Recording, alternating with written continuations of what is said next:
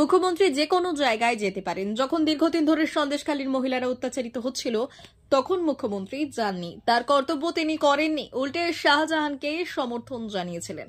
তমলুকে সাংবাদিকদের মুখোমুখি হয়ে এমনই দাবি করলেন বিরোধী দলনেতা শুভেন্দু অধিকারী। তমলুকের নারায়ণদারিতে একটি ধর্মীয় সভায় উপস্থিত ছিলেন রাজ্যের বিরোধী দলনেতা শুভেন্দু অধিকারী।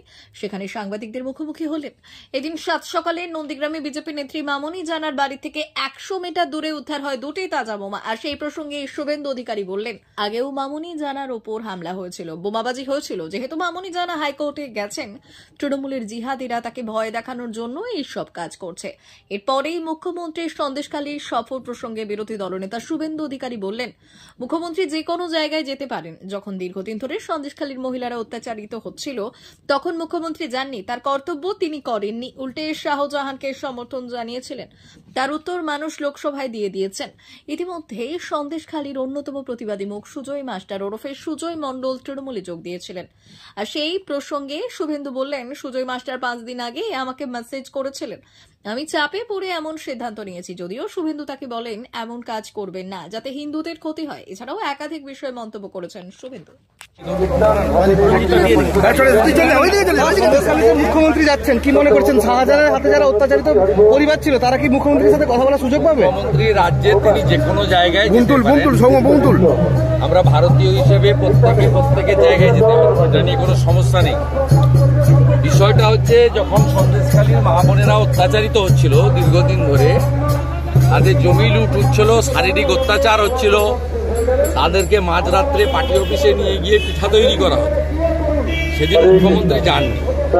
একজন মহিলা হিসেবে তার যে কর্তব্য করা উচিত ছিল সেটা তিনি করেননি। উল্টো দিকে বিধানসভায় দাঁড়িয়ে তিনি শাহজাহানকে সমর্থন করেছেন। যে এরা চাইছে, অর্থাৎ কেন্দ্রীয় সরকার মানে বিজেপি চাইছে শাহজাহানকে জেলে ঢুকিয়ে এলাকা দখল করতে। সন্দেশখালীর মানুষ মুখ্যমন্ত্রী এবং তার দলকে গত লোকসভা নির্বাচনে রিজেক্ট করেছে। রেখা পাত্র 7000 ভোট লিড পেয়েছে সন্দেশখালীতে। বসিরহাট আমরা জিততে পারিনি, তার কারণ 50%-এর বেশি, 60%-এর কাছাকাছি মুসলমান ভোট আছে। মুসলমানরা আর যাই করুক, তারা বিজেপিকে ভোট দেয় না ধর্মীয় কারণে।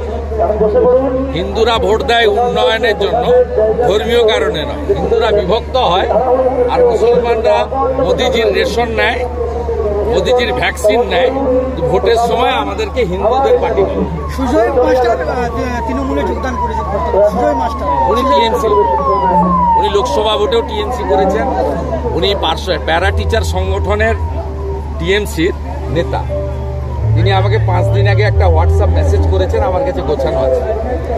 বলেছে আমি চাপে পড়েছি।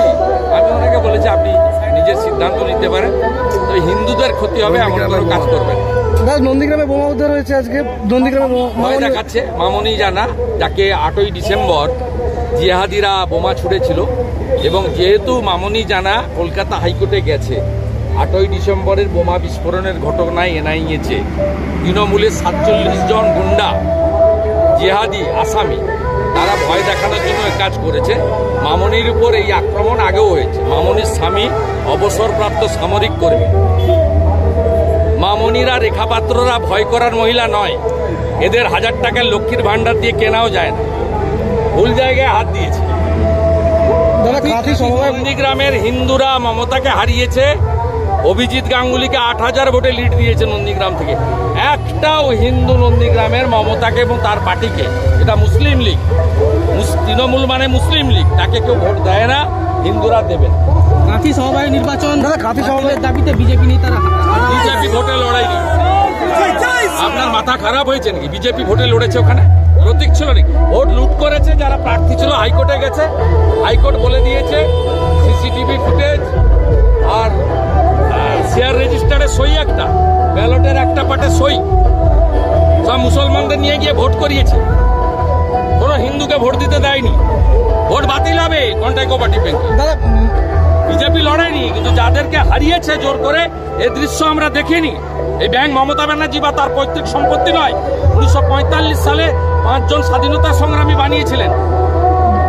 দাদা শেষ প্রশ্ন মাল দিলাবে তো ছেড়ে দেওয়ার কোনো সিন নেই। দাদা দাদা দাদা ডাকলাম মাদার টেরেসার শিক্ষানিকেতন ভর্তি চলছে। শিশু কেন্দ্রিক পঠন পাঠন সহ সিবিএসই সিলেবাসে পাঠদান করা হয়।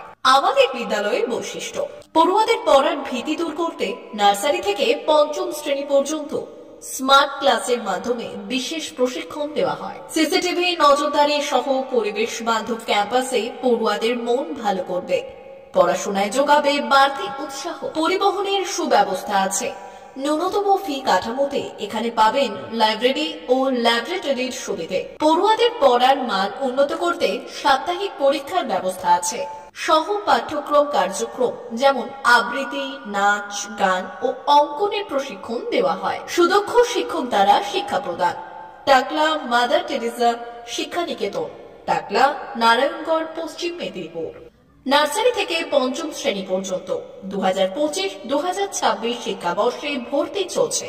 বিশদ জানতে ও ভর্তির জন্য যোগাযোগ করুন 6294423449 অথবা 9732864896।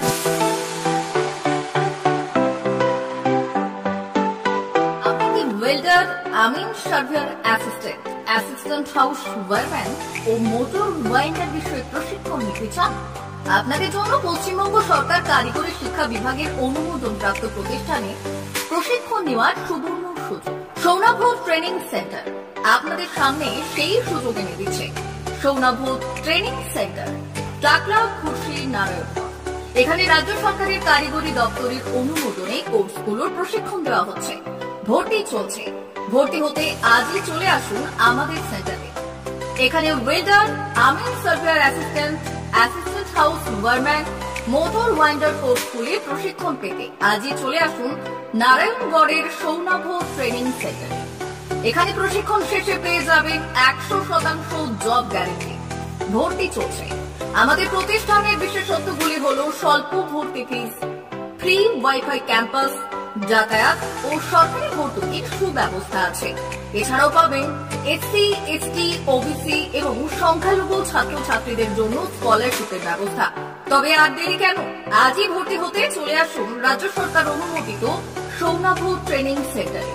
ট্রেনিং শেষে পেয়ে যাবেন জব গ্যারান্টি। আমাদের ঠিকানা টাকলা, খুশি, নারায়ণগড়।